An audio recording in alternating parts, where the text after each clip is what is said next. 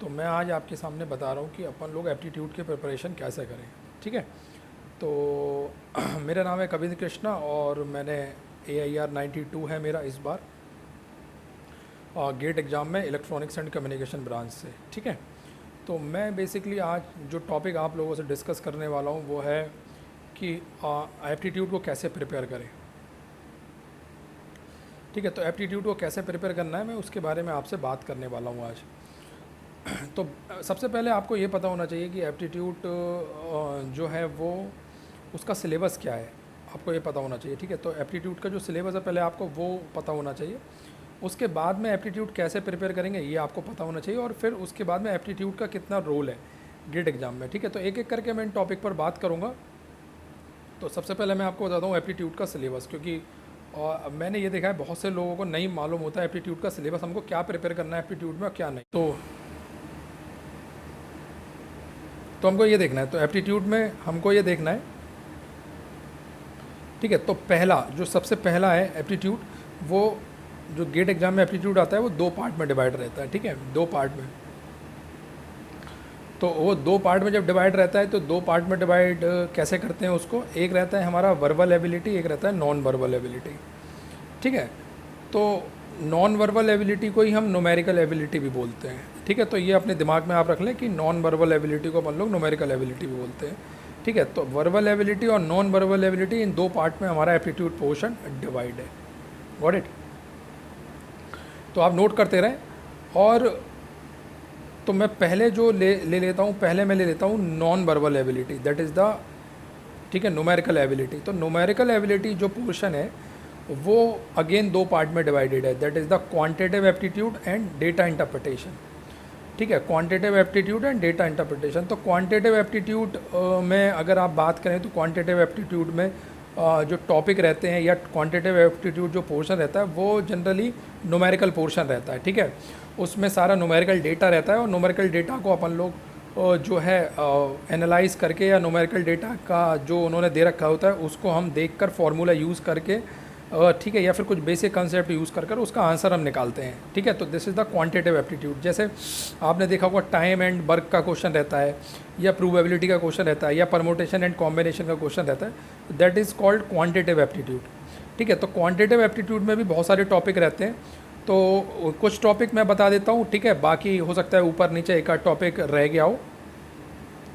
ठीक है, बाकी मैं यहाँ पर बता देता हूँ कि कौन कौन से टॉपिक हैं। मेन टॉपिक मैं बात कर लेता हूँ, बाकी हो सकता है कि कुछ टॉपिक इसमें से ऊपर नीचे हो, एक दो टॉपिक, तो उसको आप अपनी तरफ से मैनेज कर लीजिए।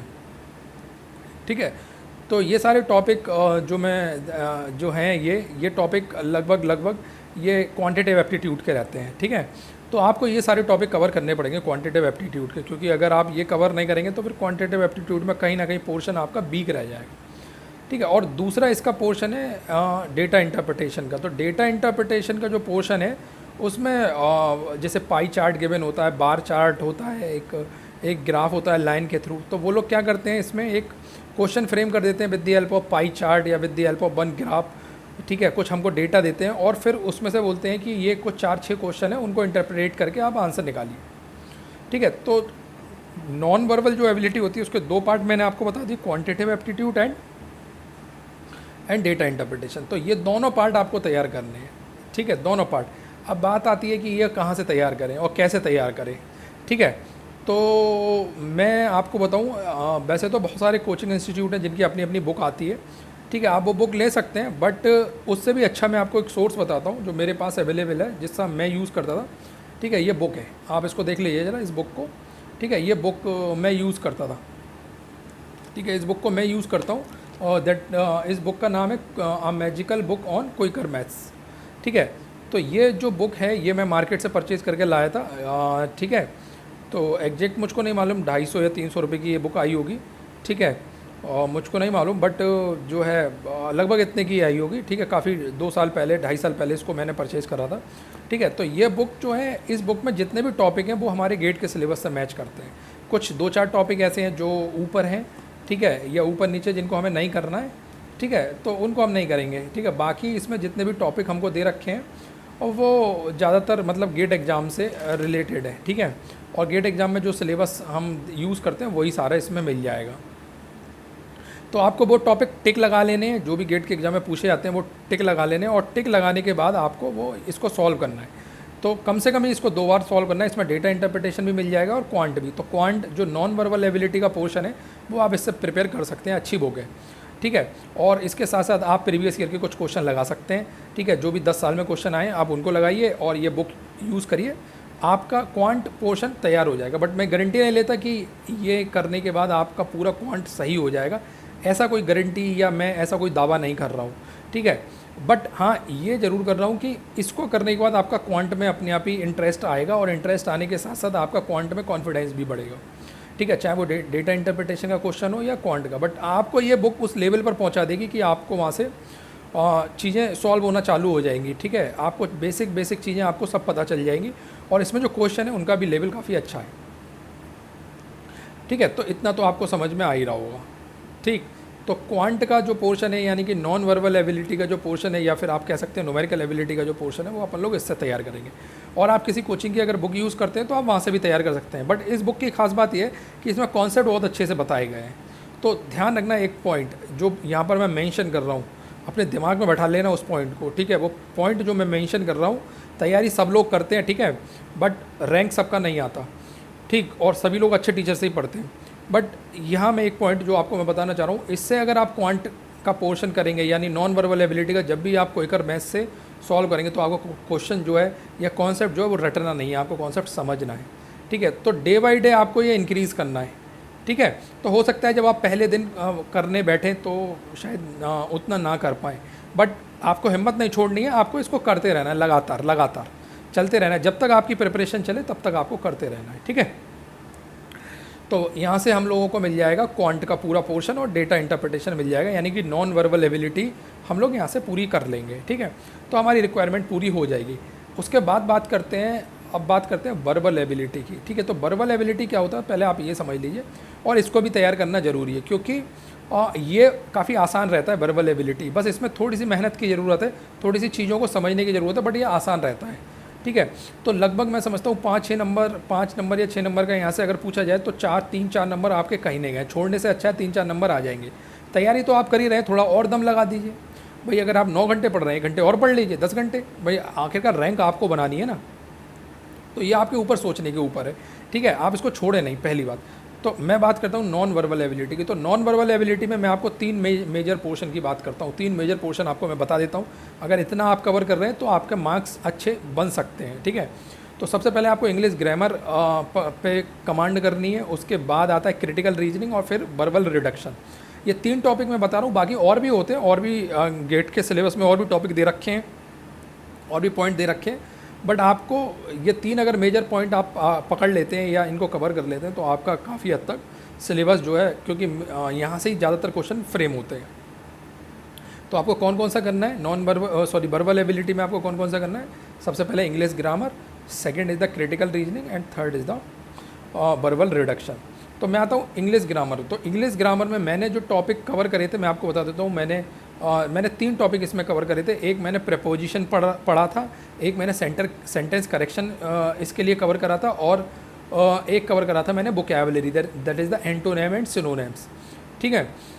तो ये 3 चीज़ मैंने इंग्लिश ग्रामर में कवर करी थी, ठीक है। जैसे प्रपोजिशन आप पढ़ सकते हैं, कौन सी चीज़, क्योंकि प्रपोजिशन पे सवाल बनता ही बनता है, ठीक है। और एक आप सेंटेंस करेक्शन वो बोल देते हैं कौन सा यहाँ पर पैराग्राफ फिट हो सकता है, तो सेंटेंस करेक्शन आपको आना चाहिए। तीसरा आपका जो है वो antonym and synonym, that is the vocab आपका थोड़ा सा स्ट्रॉन्ग होना चाहिए, क्योंकि कभी वो वर्ड पूछ लेते हैं। जैसे उन्होंने एक वर्ड पूछा था circuitous, what is the similar meaning of the circuitous. तो 4 ऑप्शन दे रखे थे, तो सर्क्यूटस का एक मीनिंग बताना था। तो आप इसको छोड़े नहीं, ये कर सकते हैं आप। दूसरा है क्रिटिकल रीजनिंग, इस पर आप ज़्यादा फोकस करें, क्योंकि एक सवाल क्रिटिकल रीजनिंग पे आता है। अब बात करते हैं क्रिटिकल रीजनिंग क्या होती है। क्रिटिकल रीजनिंग जो रहती है मैं आपको बता देता हूँ। उसमें होता क्या है, वो एक पैराग्राफ फ्रेम कर देते हैं, छोटा सा पैराग्राफ, और पूछते हैं उसमें से क्लियर आइडिया क्या है। उस पैराग्राफ को आप पढ़िए और एक क्लियर आइडिया बताइए उस पैराग्राफ में से क्या निकल रहा है। तो 4 ऑप्शन दे देते हैं, ABCD, उसमें से एक ऑप्शन करेक्ट होता है। तो क्रिटिकल रीजनिंग भी आपको करनी है, ठीक है। तो क्रिटिकल रीजनिंग पर भी ज़्यादा फोकस करिए, प्रपोजिशन पर भी फोकस करिए। तो ये एक ऐसा है कि यहाँ से आपको अच्छे नंबर मिल सकते हैं। ज़्यादा मेहनत नहीं है, ठीक है, बस आपको पढ़ना है, ठीक है। ऐसा नहीं कि इसमें बहुत ज़्यादा हाई फाई कंसेप्ट यूज़ हो रहे हैं और आपको समझने में दिक्कत आ रही है, ऐसा कुछ नहीं है, ठीक है, जब आप पढ़ेंगे तो आपको सब समझ में आएगा, काफ़ी आसान रहता है। तो इनका जो पैटर्न रहता है वो अगर आप लास्ट 10 ईयर के क्वेश्चन देखेंगे तो सिमिलर पैटर्न रहता है, आप उनको सॉल्व करेंगे ना तो आपको आइडिया हो जाएगा कि हाँ सिमिलर पैटर्न है और कुछ इस तरीके से ये क्वेश्चन फ्रेम हो रहे हैं। ठीक है, तो इसके साथ साथ मैं आपको एक पॉइंट और बताता हूँ कि अब ये बात आती है कि वर्बल जो एबिलिटी का पोर्शन है वो हम कहाँ से प्रिपेयर करें। तो वर्बल एबिलिटी के जो मैं बुक यूज़ करता हूँ वो बुक यूज़ करता हूँ मैं हरिमोहन प्रसाद करके एक बुक आती है, हरिमोहन प्रसाद ऑब्जेक्टिव इंग्लिश करके। ठीक है, आप उसको परचेज कर सकते हैं। ठीक है, वो बुक आएगी तो उसमें वो बुक में एक्चुअली बहुत ज़्यादा दे रखा है, बट आपको उतना नहीं करना, आपको सिर्फ अपना जितना काम आप चल जाए, जो टॉपिक मैं बता रहा हूँ उतना आपको कवर करना है। तो हरिमोहन प्रसाद आप खरीद सकते हैं, वहाँ से आप उसको आप पढ़ें। ठीक है, उसका जितना भी उसमें दे रखा है सिर्फ उतना ही सफिशिएंट है, उतना ही अगर आपने अपने दिमाग में बैठा लिया और उतना ही चीज़ें समझ ली तो गेट एग्जाम में लगभग मैं समझता हूँ 80 to 90% आपका काम बन जाएगा। उसमें बुकैब भी दे रखा है, क्रिटिकल रीजनिंग भी दे रखी है और उसमें हमको प्रपोजिशन भी दे रखा है, सेंटेंस करेक्शन के रूल्स भी दे रखे हैं। तो सिर्फ अगर आप उतना पढ़ लेंगे, ज़्यादा नहीं है, बहुत ज़्यादा नहीं है, लगभग 100 या 120 पेजेस हैं जिसमें वो कवर कर रहा है, इतना ही आपको पढ़ रहा है। बट आपको इसको रिवीजन 3-4 बार करना है, पहली बार में आपको समझ में नहीं आएगा। ठीक है, तो पहली बार में आप जितना समझ में आए उतना पढ़ लीजिए, फिर दूसरी बार पढ़ेंगे फिर समझ में आएगा कुछ, फिर तीसरी बार पढ़ेंगे फिर समझ में आएगा, ऐसे 3-4 बार पढ़ेंगे तब आपको समझ में आएगा। पहली बार में या तो आपका इंग्लिश पोर्शन इतना स्ट्रॉन्ग होना चाहिए, जैसे मैं अपनी बात करूँ मेरा इतना स्ट्रॉन्ग नहीं था इंग्लिश पोर्शन, तो मैंने उसी को पढ़ के थोड़ा सा स्ट्रॉन्ग कराए। ठीक है, तो जिससे कि मेरे सवाल सही होने लगे थे। ठीक है, तो ये चीज़ें आपको ध्यान रखनी है। ठीक, तो हरिमोहन प्रसाद से आप पढ़ सकते हैं और एक क्विकर मैथ आप ले सकते हैं। ठीक है, इनसे आपका काम काफ़ी हद तक बन जाएगा। आप चाहो तो हरिमोहन प्रसाद स्किप भी कर सकते हो, अगर आपके पास कोई और सोर्स है तो आप वहाँ से भी पढ़ सकते हो। ठीक है, बट क्विकर मैथ मैं ये कहूँगा कि क्विकर मैथ आप ले लीजिए। ठीक है, क्विकर मैथ थोड़ा अच्छा रहेगा आपके लिए। ठीक, तो ये 2 सोर्स हैं जहाँ से आप एप्टीट्यूड प्रिपेयर कर सकते हो। अगर 15 नंबर का एप्टीट्यूड पूछा जाता है तो मैं ये समझता हूँ कि यहाँ से आपका 12-13 नंबर प्रिपेयर हो जाएगा आराम से, और हो सकता है 15 में से 15 भी आ जाए। ठीक है, तो अब मैं बात ये बताना चाह रहा हूँ आपको कि इतना करने के बाद आपको एप्टीट्यूड और ये प्रिपेयर करना कैसे है। मतलब ये तो पता चल गया सोर्स और हमको एप्टीट्यूड के सिलेबस के बारे में इतना है। अब बात करते हैं एप्टीट्यूड प्रिपेयर करना कैसे हम लोग को। ठीक है, तो एप्टीट्यूड कैसे प्रिपेयर करना है ये बात आपके दिमाग में आनी चाहिए। तो एप्टीट्यूड प्रिपेयर करना है, एप्टीट्यूड की जो प्रिपरेशन है वो थ्रू आउट दी जर्नी आपकी रहनी चाहिए। ठीक है, जैसे मान लीजिए आप अप्रैल से स्टार्ट कर रहे हैं तो अप्रैल से लेकर दिसंबर तक अगर आपने प्लान बनाया है पढ़ने का, तो एप्टीट्यूड आपको डेली 1-1.25 घंटा आपको पढ़ना है डेली। ठीक है, तो एक एक करके ऐसे अगर मान लीजिए 2 महीने में भी अगर आप एप्टीट्यूड की बुक ख़त्म करते हो तो फिर आप दोबारा उसको चालू कर दीजिए ताकि आपका अगले 2 महीने में रिवीजन हो जाए। फिर अगले 2 महीने, मान लीजिए 6 महीने में अगर एक बार आप 2 महीने में ख़त्म करते हो एप्टीट्यूड को, ठीक है, एप्टीट्यूड पोर्शन को अगर 2 महीने में आप ख़त्म करते हो डेली पढ़ने पर, तो आप ये समझ लीजिए अगर आप 6 महीने की प्रिपरेशन कर रहे हो तो 3 बार आपका रिवीजन हो जाएगा। तो इसको ना स्किप नहीं करना है बिल्कुल भी, क्योंकि अगर आपने स्किप कर दिया एप्टीट्यूड, आपने सोचा मैं लास्ट के टाइम पे पढ़ लूँगा, तो गड़बड़ हो जाएगा। आप चाहे अपना प्रिपरेशन में 1 घंटा बढ़ा दीजिए, ठीक है, बट आपको एप्टीट्यूड डेली करना है, आपको अपनी हैबिट बनानी है ये, अनटिल एंड अनलेस आपको रैंक निकालना है। ठीक है, अगर आप इस तरीके से नहीं सोचेंगे तो फिर आपका रैंक निकलना मुश्किल हो जाएगा, क्योंकि एप्टीट्यूड ज़रूरी नहीं आपका स्ट्रॉन्ग हो, अगर नहीं है तो आप पढ़िए, अगर स्ट्रॉन्ग है तो कोई दिक्कत नहीं है। ठीक है, क्योंकि एप्टीट्यूड में से आपको कम से कम 10+ नंबर लाने हैं, तभी आपका रैंक अंडर 100 की तरफ जाएगा, है ना। क्योंकि टेक्निकल में तो हो सकता है बहुत टफ आ जाए टेक्निकल पेपर और आप उतना नहीं बना पाएँ, बट एप्टीट्यूड पोर्शन टफ ज़्यादा नहीं रहता है। तो जो मेरा एक्सपीरियंस है अब तक का, उसमें मैंने यही देखा है कि एप्टीट्यूड पोर्शन बहुत ज़्यादा टफ नहीं रहता है। तो आपको यही करना है कि aptitude through out the journey आपको करना है। ठीक है, तो एप्टीट्यूड के बारे में मैं बता दिया हूँ कि कैसे प्रिपेयर करना है, ठीक है, और कैसे आपको करना है। तो प्रैक्टिस आपको डेली करनी है। तो पहले आपको ये दिमाग में बैठाना है कि एप्टीट्यूड का सिलेबस क्या है, मुझको क्या पहले कवर करना है, बाद में क्या कवर करना है, और इस हिसाब से अपनी जर्नी स्टार्ट करनी है। ठीक है, तो मुझे लगता है ये चीज़ें आपको थोड़ा समझ में आई होंगी कि एप्टीट्यूड हमको करना कैसे। और एक बात लास्ट में जाते हुए मैं आपको ये बता भी देता हूँ कि एप्टीट्यूड का वेटेज एक रैंक बनाने के लिए बहुत ज़्यादा है। अगर आप एक रैंक बनाना चाहते हैं तो एप्टीट्यूड को आप स्किप नहीं कर सकते। हाँ, ये ज़रूर है कि आपके पूरे नंबर ना आए, 15 में से 15 ना आए, ठीक है, कोई ज़रूरी नहीं है। अगर 15 में से आप 10 या 11 भी कर रहे हैं ना, तो आप एक अच्छी रैंक की तरफ जाएंगे। ठीक है, तो टेक्निकल में हो सकता है आप कहीं लैग कर भी जाएं, बट मेरा ये कहना है कि आपको ना थ्रू आउट दी जर्नी अपना एप्टीट्यूड मेंटेन करके रखना पड़ेगा। अब सवाल ये आता है, मेरे पास एक क्वेरी आई थी एक बच्चे की जिसकी लास्ट ईयर रैंक लगभग ऐसे ही थी 1100 कुछ थी समथिंग। तो उसकी एक क्वेरी मेरे पास आई थी कि सर मैं एप्टीट्यूड बाद में पढ़ूं या पहले पढ़ लूं। ठीक है, तो बाद में और पहले की बात नहीं होती है, बात ये होती है कि एप्टीट्यूड आपको थ्रू आउट दी जर्नी लेके चलना है। हाँ, कभी एक आध 2 दिन 4 दिन आप स्किप कर सकते हैं, बट मैं ये कहूँगा कि आप डेली हैबिट बनाते हैं, आप इसको बर्डन ना बनाएं। आप ये ना सोचें कि मैं लास्ट टाइम पे इसको कर लूँगा, ऐसा ना समझें। आप हैंड टू हैंड 1-1.5 घंटे आप इसको डेली देते रहें, बर्डन ना बनाएं इसको। ठीक है, इसको एक अच्छे से पढ़ के जाएँ, ठीक, तो आपका रैंक एक मैं ये कहूँगा आएगा। और लास्ट ईयर जो उस बच्चे की रैंक 1100 या 1175 करके रैंक उसकी थी, तो उसका जो उससे मैंने बात करी थी उस लड़के से, उस बच्चे की यही प्रॉब्लम थी कि वो एप्टीट्यूड पोर्शन पूरा अटैम्प्ट नहीं कर पाया था। और ऐसा नहीं था कि उसे आता नहीं था, बट अटैम्प्ट नहीं कर पाया। बट कहीं ना कहीं जिस हिसाब से मेरी उससे बात हुई तो वो यही बोल रहा था कि मुझे थोड़ा सा एप्टीट्यूड पोर्शन अटैम्प्ट करने में दिक्कत हुई। और दिक्कत का सीधा कारण है कि यार अब आप 10 दिन 15 दिन 1 महीने पहले प्रैक्टिस करोगे तो नहीं कर पाओगे। मैं अपनी प्रिपरेशन स्ट्रेटजी में मैं आपको बता रहा हूँ कि जब मैंने स्टार्ट करा था तो मैं अप्रैल ऑफ 2019 को मैंने स्टार्ट करा था और मेरा प्लान था दिसंबर तक पढ़ने का। ठीक है, दिसंबर तक। तो मैंने पूरे थ्रू आउट दी अप्रैल से लेकर दिसंबर तक मैंने एप्टीट्यूड अपना कंटिन्यू रखा।